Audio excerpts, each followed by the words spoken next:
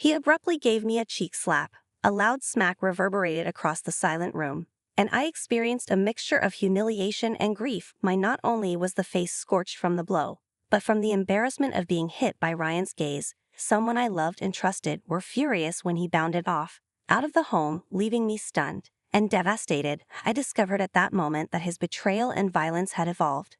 Hello, I'm Jessica Adams, and I've been 24 for 6 years. I had been dating for years with Ryan, a man I thought was my soulmate. Miller, who is 25 in April 2024. We became engaged, and I was ecstatic as she imagined the future. Full with joy, love, and family, the wedding was scheduled for May of 2025.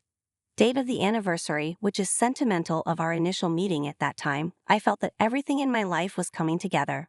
I had absolutely no idea where I was going. For Hartish, the thrill of I spent July organizing our wedding. 2024, I enthusiastically got to work planning the specifics, selecting the lovely light. Our spring theme is blue and white. I scrolled through the ceremony for hours, making mood boards on Pinterest and imagining every facet of our on a big day. I looked into caterers, venues, and florists, sending in my favorite concepts. His answers were consistently the same: brief, disdainful, and he might say, "Uninterested looks good," or simply send a straightforward thumbs up emoji. I had told myself he was simply busy with my job and that he desired for me to free RR to design the wedding of my dreams. But I should have recognized the symptoms in my heart.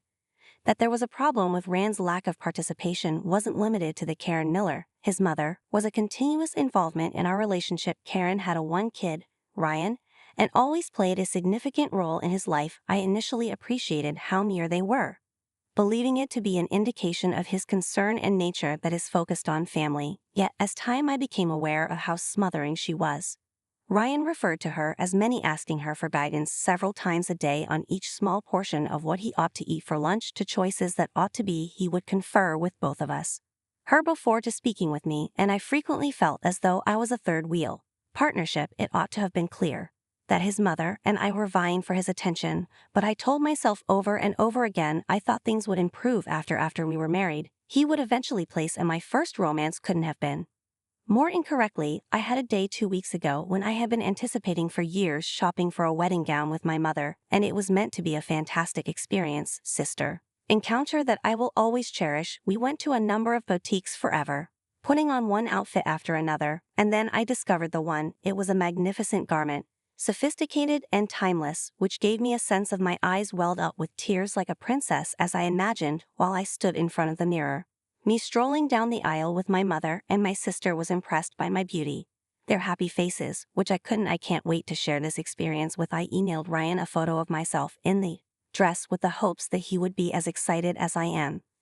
Said, "It looks lovely," and I experienced a momentary surge of happiness wash over me. I was unaware at the time that he had shown the picture right away to his mother, starting a series of actions that would make my ideal day a reality. Karen, my future mother-in-law, is a nightmare. She called after seeing the dress and becoming enraged while I was still out, but I kept saying I didn't respond, believing that I could wait till I got home. Feeling happy and satisfied later that day of hope, I was greeted by a completely Karen had lead herself to a different reality. Using the extra key, we entered our home, had provided her with emergency supplies, and she was waiting for me while seated on our couch. My happy face is twisted with rage, had felt instantly absent. Karen got up as soon as I entered, and she voice was abrasive, accusing you of. She yelled at me, perplexed and taken. I asked her what she meant, surprised. She said that I had made years of promises to don her old wedding gown a long time ago. Clothing that was not merely out of style, but to be honest, it appeared to belong in it. I was thrilled that I had no museum remembering to make such a commitment, yet even if I had said something courteous, it wasn't a legally binding agreement years ago. I was standing outside the house I had worked so hard to purchase, now locked out, shivering in the cold night air, by the same individuals that say they adore me. The sound of Margaret's icy voice came from behind the door.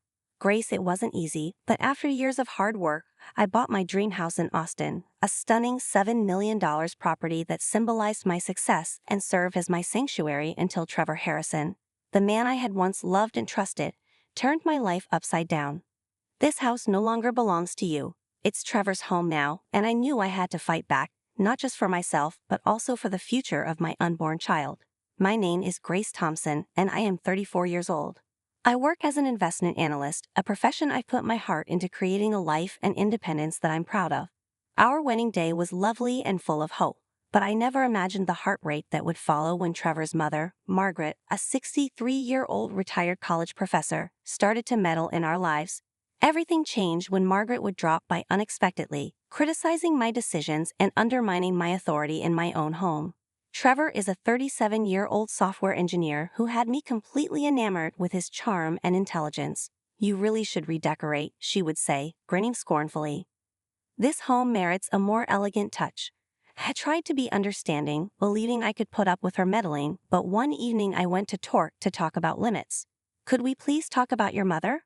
I said, hoping he would realize that I felt stifled in my own house. Torque's response was contemptuous. "Grace." Her words struck a deep chord, and I realized that he would never defend me. I felt alone and like a stranger in a place I had worked so hard to call home. Things only got worse when Margaret moved in without asking one afternoon, and when I returned home, she was unpacking her belongings and saying, "I need to be here for my son," as if it were the most natural thing in the world. My protests were ignored, and Trevor refused to step in. Then life threw me a curveball when I found out I was pregnant.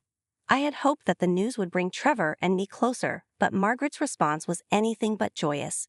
"You better take care of yourself," she said icily, "because we can't afford any complications." Her indifference hurt even more, but Trier's increasing distance from me hurt even more. Margaret's control over our lives tightened, and one evening after a long day at work, I came home exhausted, only to find the door locked. I knocked, expecting Trevor to let me in, but Margaret's voice answered instead. "Grace, you are not welcome here unless you give Trevor possession of this residence." When I learned how deeply they had betrayed me, my heart fell. They threw my belongings onto the front lawn, and when I tried to reason with them, Trevor shoved me back. I picked up my belongings and left feeling broken, but determined that I had to fight back. So I reached out to my old friend Evelyn Carter, a brilliant attorney I had known since college. "Grace, we're going to make this right." Trevor stood silently next to his mother, his expression blank. I moved in with my parents, who I am grateful for their steadfast support. My mother, a loving homemaker, and father, a retired firefighter, welcomed me with open arms. "You're not alone, Grace." Evelyn asserted firmly that they can't steal everything you've worked so hard for.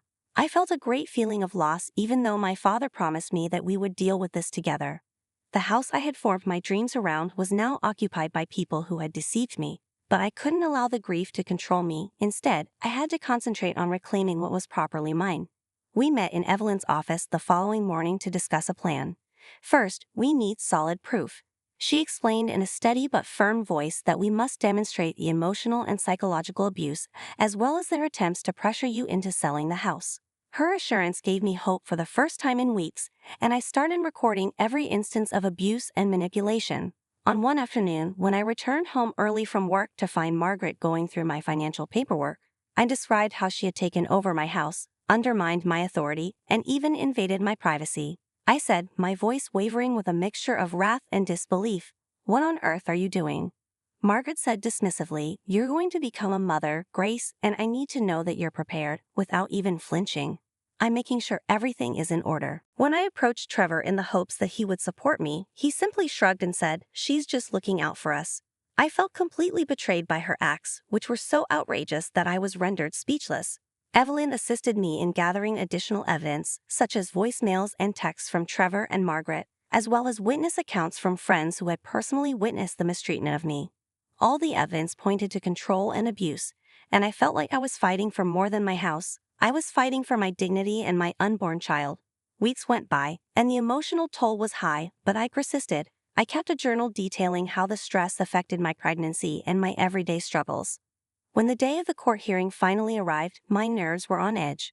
Evelyn walked beside me, her presence a calming force across the room. Trevor and Margaret sat confidently, their lawyer whispering in their ears. They looked so sure of themselves, but I knew that the truth was on my side. My parents stayed by my side, reminding me of my strength and resilience. My father used to say, "You're stronger than you think, Grace, you've already come so far." Evelyn took the lead and started by precisely outlining our argument, "Your Honor, Grace Thompson has experienced financial manipulation, emotional abuse, and pressure. There is proof that her mother-in-law and husband plotted to evict her from her own house, putting her health and the health of her pregnant child in jeopardy. Trevor's attorney responded right away, attempting to portray me as an irrational wife who had overstated her allegations. He claimed that Grace is merely unwilling to make concessions and that she is trying to seize control of our shared assets. However, Evelyn was ready and meticulously presented our evidence, which included text messages in which Margaret threatened to call the police on me if I didn't turn over the house to witness statements from friends who had seen their manipulative behavior. She even brought attention to Margaret's invasion of my privacy and the emotional toll it took on my pregnancy. The judge paid close attention. When it was my turn to testify, her expression was neutral but engaged. My hands trembled a little as I stood, but I took a deep breath and thought about everything I had been through. I married Trevor because I loved him and I started speaking steadily, but I never imagined that his mother would move in and try to take control of my life. When I tried to set boundaries, I was thrown out and eventually locked out of my own home while I was pregnant. This is about more than money or property. It's about the emotional abuse I experienced and the secure environment I want for my unborn child. When Trevor was called to the stand, he tried to present himself as a misunderstood husband caught in the middle of a dispute. I only wanted to mediate between my wife and my mother, he said, but his voice lacked conviction. Trevor's face twitched as I spoke, and I could see Margaret shifting uneasily in her seat. The judge seemed to absorb every word, her gaze unwavering. We attempted to resolve the situation as a family after Grace overreacted. Margaret followed, although she didn't benefit from her patronizing tone. She claimed that Grace is prone to hyperbole and that she generated needless drama, but I only did what I believed was best for my son and potential grandchild. Evelyn's cross-examination was unrelenting. Do you think it's appropriate to lock a pregnant woman out of her home and demand that she give up her property? Mrs. Harrison asked in a stern voice. The judge called for a brief recess, and I stepped outside with Evelyn feeling both nervous and hopeful. You're doing great, she assured me, squeezing my hand. We have a strong case, and the judge is listening. Margaret hesitated, her confidence faltering. She attempted to defend herself, but Evelyn's pointed questions exposed the holes in her story. We went back to the courtroom for closing arguments following the break. With assurance, Evelyn stood up and said, "Your Honor," her voice echoing throughout the room. This case isn't just about property, it's about the safety and wealth of a mother-to-be who deserves to live free from fear and control. Grace Thompson worked hard and dedicated her life only to have it destroyed by the people she trusted the most. The evidence shows that Margaret Harrison and Trevor Harrison coerced, abused, and manipulated Grace in an effort to take what was rightfully hers. Trevor's attorney made an effort at a final defense, highlighting the fact that family conflicts are frequently complicated and that I had overreacted to Margaret's well-meaning words. However, the judge's expression remained stern, and I could tell that she wasn't convinced that the time had come for the judge to make a decision. She leaned forward, her gaze solemn and commanding, and she spoke steadily, citing the evidence and the testimony heard today. Grace Thompson has clearly experienced severe emotional and psychological trauma. I am giving Miss Thompson sole ownership of her home and full custody rights of her unborn child because Trevor Harrison and Margaret Harrison's actions were not only manipulative but also put her and her unborn child in danger. The judge's subsequent remarks gave me a sense of relief. In addition, Mrs. Margaret Harrison and Mr. Trevor Harrison will have to pay financial penalties. To protect me, Thompson, a restraining order will be filed against both defendants, and Mr. Harrison will be required to attend obligatory counseling sessions. Margaret and Trevor sat in startled silence. Margaret's once arrogant face had changed to one of shock and incredulity. Trevor appeared pallid, as though he was incredulous at what was taking place. Meanwhile, I experienced a wave of relief. I had gained victory and a sense of righteousness. Evelyn turned to face me, her eyes gleaming with joy. "Congratulations, Grace." She murmured that since you defended yourself, you can now at last go on. In the days that followed, I started the process of rebuilding my life. After my parents and friends helped me move back into my house, I made it my sanctuary. I turned the space into a safe, nurturing environment for my baby. The walls that had once echoed with Margaret's criticism were now painted in calming colors filled with warmth and love. Tears welled up in my eyes, but they were tears of joy. I had fought for myself and my child and had emerged victorious. My parents were waiting for me outside the courtroom, and my mother gave me a warm hug. Meanwhile, Trevor and Margaret had to deal with the fallout from their deeds. As word of the court case spread, Trevor's reputation plummeted, and he faced severe financial consequences. Margaret's patronizing behavior had cost her respect in the neighborhood, and their power over me had finally been overthrown when Evelyn came to visit me at home one day. We sat in a living room, which is now a calm and cozy place, drinking tea while discussing the future. "Grace, you've come a long way," she spoke in a voice full of appreciation for what you've done. Amazing power. I put a hand on my expanding belly and felt my baby move gently inside. "I've discovered that I'm stronger than I ever thought," I said, "and I want my child to grow up in a loving and secure home." Evelyn's eyes glinted playfully. "So what's next? Do you have any big plans for the future?" I grinned as I considered the opportunities. "I hope to continue developing professionally and perhaps even launch my own real estate consulting business in the future. But for now, I'm focused on being the best mother I can be."